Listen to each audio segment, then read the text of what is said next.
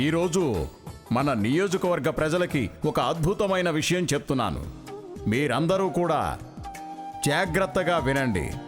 ధన్వంతరి ఆయుర్వేద విజ్ఞానంలో ఎన్నో పరిశోధనలు చేసి మన సీతామహాలక్ష్మి గారు ఒక కొత్త మందు కనిపెట్టారు.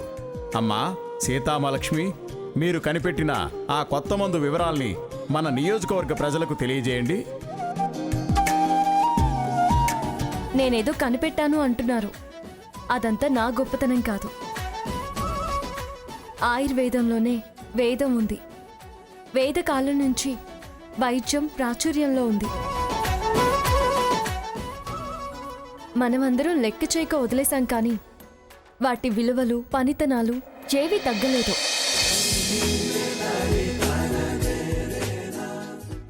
అలాగే అమ్మమ్మల్ని తాతయ్యల్ని వద్దనుకుంటే వాళ్ళ గౌరవాలు తగ్గవు.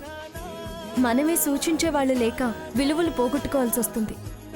వాళ్ళ అనుభవాల్ని గుర్తు చేసుకున్నాను, ఆచరణలో పెట్టాను. అది నాకు ఇవాళ ఇంత గుర్తింపు తెచ్చిపెట్టింది.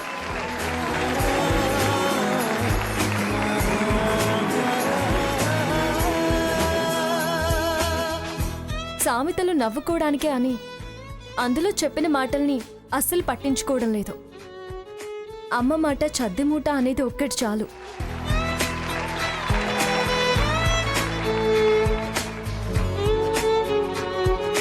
పూర్వీకుల గొప్పతనాల గురించి చెప్పుకొని ఆనందపడతామే గాని అవి ఆచరిస్తే ఎంత సంతృప్తి చెందుతామో ఒక్కసారి ఆలోచించండి. నేను అమ్మల మాటల్లోని తాతమ్మల మాటల్లోని అర్థాన్ని గ్రహించి ఈ మందుల్ని తయారు చేశాను.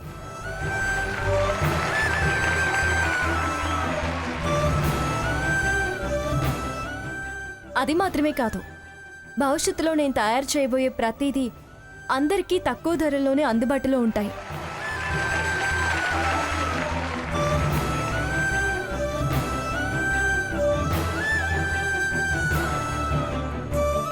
మాకటి దేవుని ఆశీర్వచనాలతో పాటు ఇటు మీ ఆశీస్సులు అందించి మమ్మల్ని దీవించండి.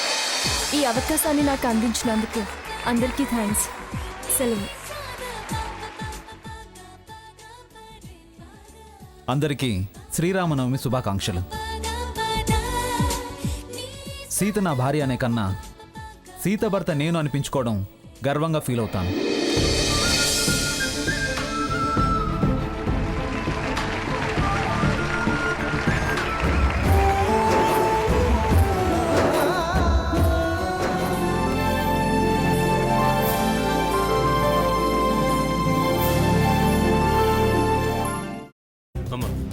అలాంటి వాళ్ళది నిజమైన ప్రేమ కాదు, అది వ్యామోహం. ఎగ్జాక్ట్లీ చిన్నత్త, నిజంగా ప్రేమించుకున్న వాళ్ళు అలా చేయరు. ఎంత మనసు విరిగిపోతే కన్న కూతుర్ని పట్టుకొని మా దృష్టిలో చచ్చిపోయా ఉంటుందా తల్లి? అది సరే అమ్మా, తన కూతురుతో తన మాట అనేటప్పుడు ఆమె మాటల్లో వ్యథ, కళ్ళల్లో బాధ గమనించావమ్మా? పెద్దబాబుకు బర్త్డే విషెస్ చెప్పు కూడా వెళ్ళాం కదా. ఊరికే ఎలా కాలిపోతుంది? మంట పెడితేనో పడితేనో తగలబడుతుంది.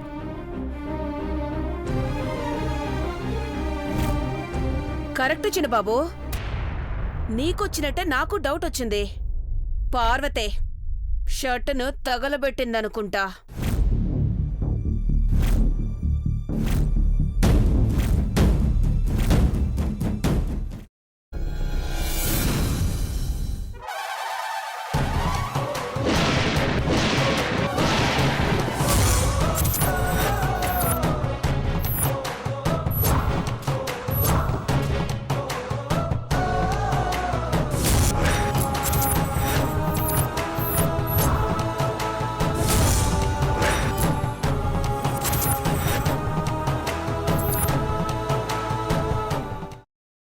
తర్వాత పొట్టు తీసేసి చాప్ చేసి పక్కన పెట్టుకోవాలి.